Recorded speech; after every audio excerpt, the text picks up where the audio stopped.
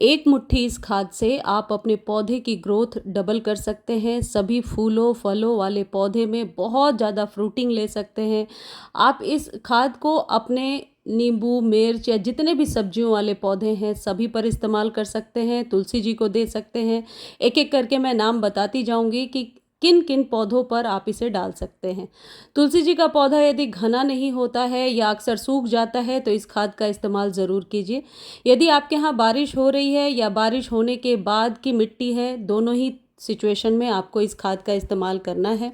कई लोगों की क्वेरी है कि रात रानी का पौधा सूख रहा है और नींबू छोटे गमले में आपके नींबू के पौधे इतने अच्छे कैसे चल रहे हैं, किस खाद को आप देते हो। तो आज के वीडियो में मैं उसी खाद के बारे में बताने वाली हूँ। और मैं एक चीज़ और बताती हूँ कि मैं चैलेंज के साथ कह रही हूँ कि ये खाद देने के बाद ऐसा हो ही नहीं सकता कि आपके पौधे की ग्रोथ रुके या सही बढ़त ना हो या पौधा घना ना हो।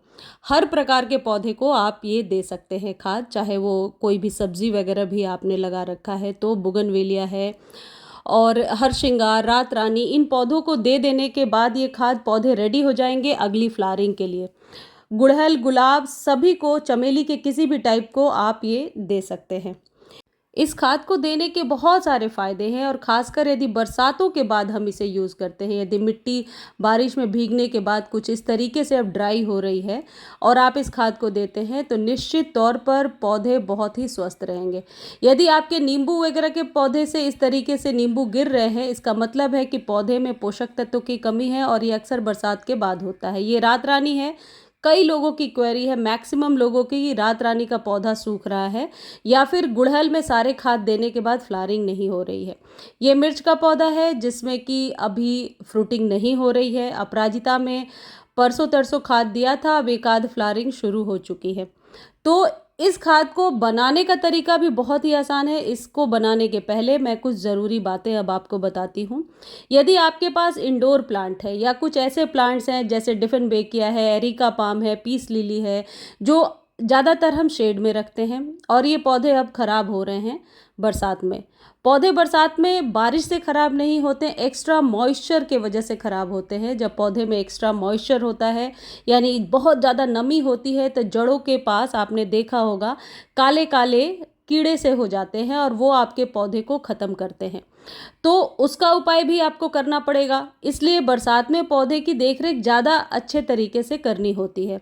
दूसरी चीज़, जिन लोगों के यहाँ लगातार बारिश हो रही है, हमारे यहाँ दिल्ली में तो नहीं हो रही है, जिन लोगों के यहाँ लगातार बारिश हो रही है वो बिल्कुल ध्यान रखें इस चीज़ का कि मिट्टी में पानी जमा ना हो, गमले में पानी जमा ना हो। देखिए, ये पॉर्चुल्का हो या इक्ज़ोरा हो, सभी में डालना है। जैसे जैसे मैं देखती जा रही हूँ बताती जा रही हूँ आपको। चंपा में दे सकते हैं आप, नाग चंपा का पौधा है तो दे सकते हैं, एग्लोनिमास की कोई भी वैरायटी है या फिर क्रोटोन है, सारे पौधों को दिया जा सकता है। तो इस बात का आप ध्यान रखें, एक्स्ट्रा मॉइस्चर ना हो। मॉइस्चर से ही पौधे खराब होते हैं या क्रोटोन के पत्ते एक्स्ट्रा मॉइस्चर से गिरने लगते हैं। अब एक्स्ट्रा मॉइस्चर को कैसे कंट्रोल कर सकते हैं? मिट्टी जो भी आप बनाते हैं वो वेल ड्रेन हो, इस बात का तो ख्याल रखते ही हैं। साथ ही साथ यदि आप गुड़ाई करते जाते हैं तो मिट्टी में जो हवा का संचार है वह सही रहता है और ये जो आप खाद देते हैं ये मिट्टी के ही गुणवत्ता को बढ़ाता है। यानी कि इससे फूलों और फलों की संख्या बढ़ती है। जिन लोगों ने और भी सब्जियां वगैरह लगा रखी हैं वो भी इसका इस्तेमाल कर सकते हैं। देखिए, मेरे पीस लिली में इतनी स्ट्रॉन्ग 3 जड़ें निकल गई हैं। मैं चाहूँ तो इसे डिवाइड करके 3 कर सकती हूँ, लेकिन अभी मैंने नहीं किया है। इस खाद को 15 दिनों में एक बार यूज़ करना है। और एक चीज़ और है, यदि ये खाद आप यूज़ कर रहे हैं यानी कि 15 दिनों पर रिपीट कर रहे हैं तो मीनवाइल आपको कोई और खाद देने की ज़रूरत नहीं है। यानी कि बीच में, उस 15 दिनों के बीच में सिर्फ आप वाटरिंग करें, कोई और खाद की ज़रूरत है ही नहीं। देखिए, मेरे डिफिनबेकिया का पौधा है जो न्यू ही लगाया था और देखिए इसकी ग्रोथ और पत्ते कितने बड़े बड़े निकल करके आ रहे हैं।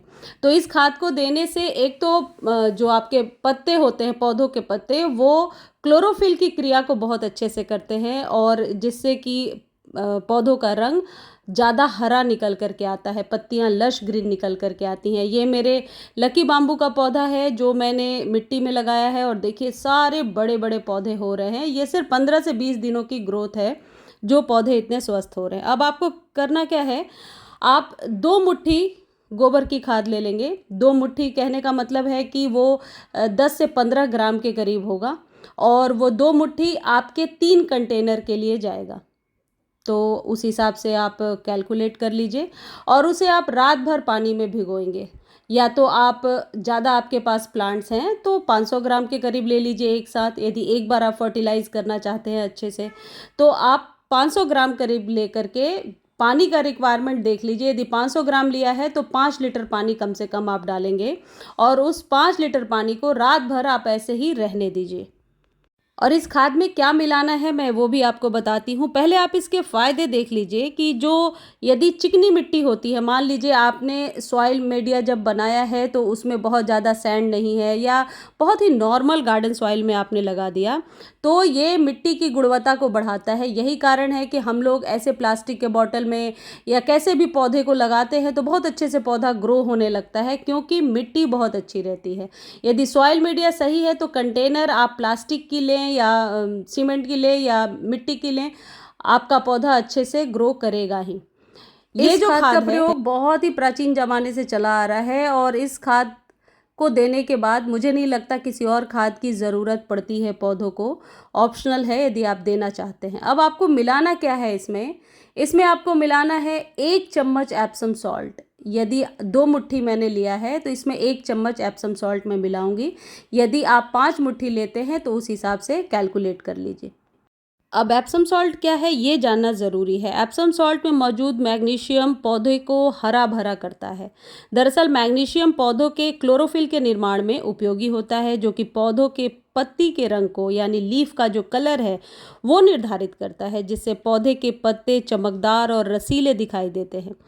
प्रकाश संश्लेषण के लिए पौधे को क्लोरोफिल भी ज़रूर देता है, यानी कि जो लीफी प्लांट्स हैं जैसे एरिका पाम है या फिर और भी डिफेनबेकिया है, जितने भी लीफी प्लांट्स हैं उनके लिए भी एप्सम सॉल्ट इक्वली इम्पॉर्टेंट है, बहुत ही ज़्यादा ज़रूरी है। और पौधों पर इसके इस्तेमाल करने के बहुत सारे फ़ायदे हैं। जब आप इन दोनों के कॉम्बिनेशन से अपने पौधे को फीड करते हो, खिलाते हो, तो निश्चित तौर पर आपके पौधे में ग्रोथ बहुत अच्छी होगी। अब इन दोनों को आप मिलाइए और ज़रूरत अनुसार दे दीजिए, जितनी ज़रूरत है। इसमें कोई क्वांटिटी नहीं है, क्योंकि ये बहुत ही जैविक खाद है, तो इसलिए इसके लिए कोई ऐसा नहीं है कि आपके पौधे को ये नुकसान करेगा। जैसे ये कंटेनर छोटा है, ये 8 से 10 इंच के बीच का कंटेनर है, तो इतना पानी बहुत है, और वेल ड्रेन सॉइल है तो आप देखना पानी अभी तुरंत गमले से बाहर आ जाएगा। देखिए, हालांकि ऐसा भी नहीं होना चाहिए, लेकिन बरसात में इसकी मिट्टी ओवरफ्लो होकर के गिर गई है तो इसमें और सॉइल डालने की ज़रूरत है।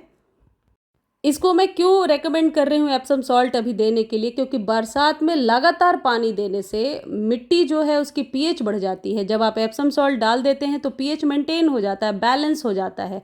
इसलिए भी बरसातों के बाद का ये एक ज़रूरी खाद है जो आपको देना ही चाहिए। मुझे उम्मीद है आज की जानकारी आपको अच्छी लगी होगी। धन्यवाद।